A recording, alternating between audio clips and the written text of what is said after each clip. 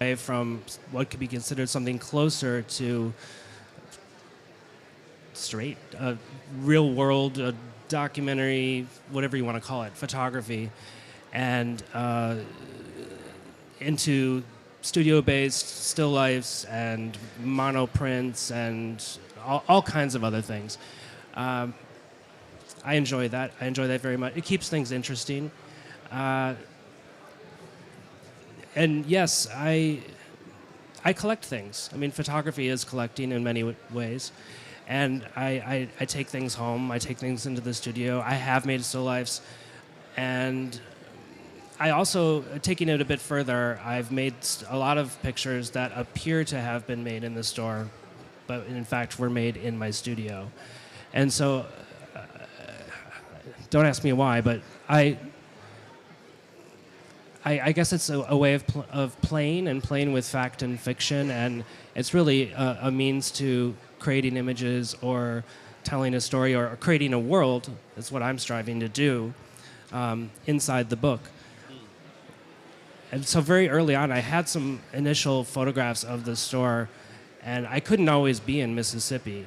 So I called on a friend who is a scenographer or a scenic painter or faux finisher who works in the theater business in New York City, and I asked them to help me to create walls and shelves and surfaces that could essentially recreate the store in my studio on a very small scale.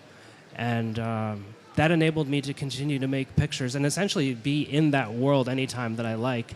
And that actually turned out to be a huge advantage during the pandemic.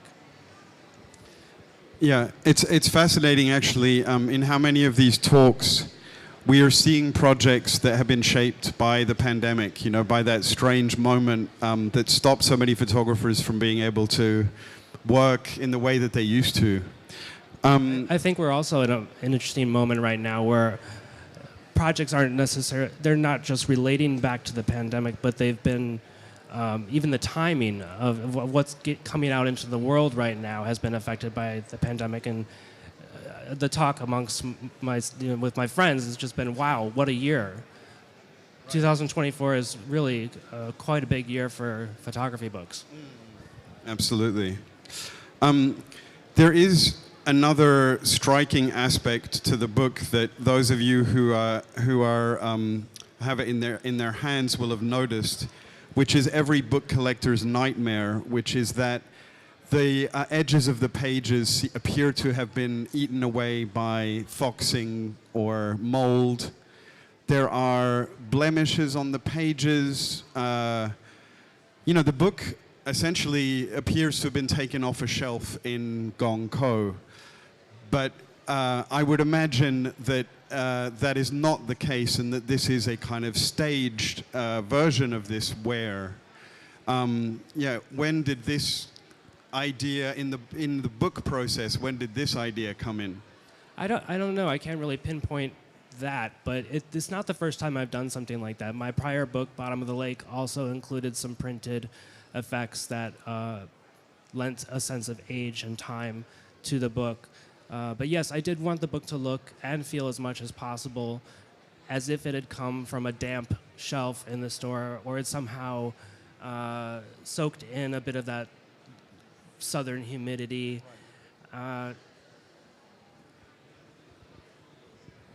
Yeah, and I'm not.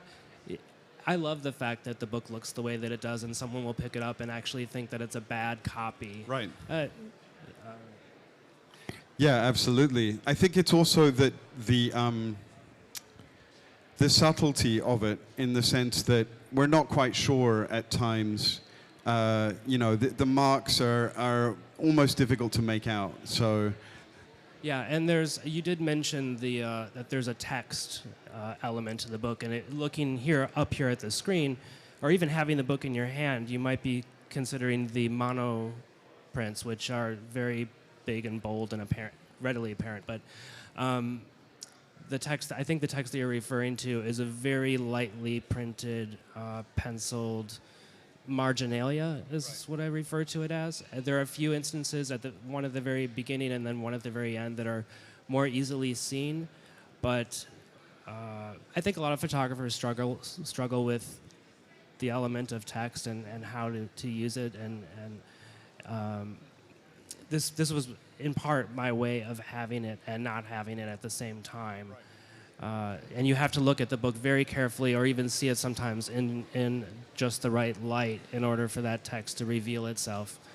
I love the idea of giving the viewer something new to discover in continued viewing of the work.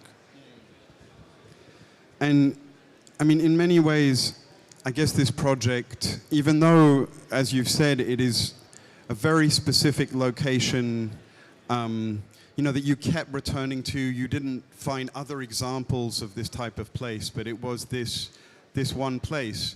It speaks to a much larger phenomenon that could happen all across America or even the world, I guess. But one thing I found myself wondering, looking at the book, was about the family behind this store. And they don't appear in any way in the book.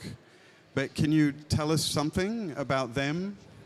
Yeah, at one time, I believe me, I consider all the angles, and at one time I had thought about making that part of the situation, or that story a part of the work, or a thread in the work. It just didn't end up going that way, but it is a very fascinating American story. It's a Chinese-American-owned store. The Chinese first began arriving in America in the mid-1800s and worked on a number of very large and important development projects. First and foremost, the Transcontinental Railroad. They settled in San Francisco and other parts of the West Coast. And then came the American Civil War, which resulted in Black Americans being given some freedom and suddenly being referred to as free men, which of course they weren't, but and being able to leave the cotton plantations that they had been slaving on for years. And suddenly the white plantation owners, the landowners, suddenly found themselves in dire need of cheap labor. And so they turned to the male Chinese laborers and basically recruited them and lured them into moving to Mississippi. And of course they weren't happy with that horrible, backbreaking, low-paying life either. And there was an extremely restrictive and race-based law, a federal law in place in America at the time, and the name says it all. It was the Chinese Exclusion Act, and it severely limited the number of Chinese people who could come into the country, and also severely restricted what they could do. But they were allowed to be merchants, and they began leaving the plantations and opening up grocery stores. And at one time, there were hundreds of these stores dotting the Delta landscape. A few of them remain, but this is the only one that I had seen that had this time capsule-like quality. Moving away a bit from the Chinese-American story, just to America in general, I think this work is a bit, in part, it's a reflection on 20th century America. This commercial environment, all the products inside, left behind, rotting, what we left behind. And of course, there have been changes to the retail landscape over time as well. And these small mom and pop shops are slowly dying and disappearing. That's all the time I have to ask questions, but we do have time for a question from the audience for Christian about the project.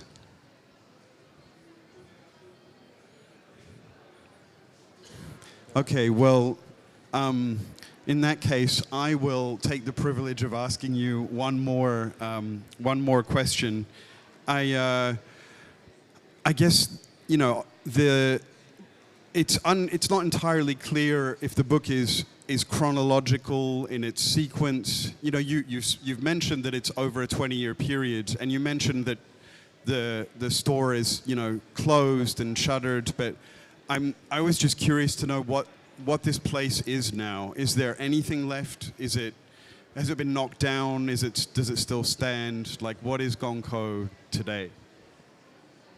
The buildings still exist, but they've been completely gutted. And I saw the store for the last time on the day before that happened, just a few months before the pandemic began, which seemed oddly fitting in a way.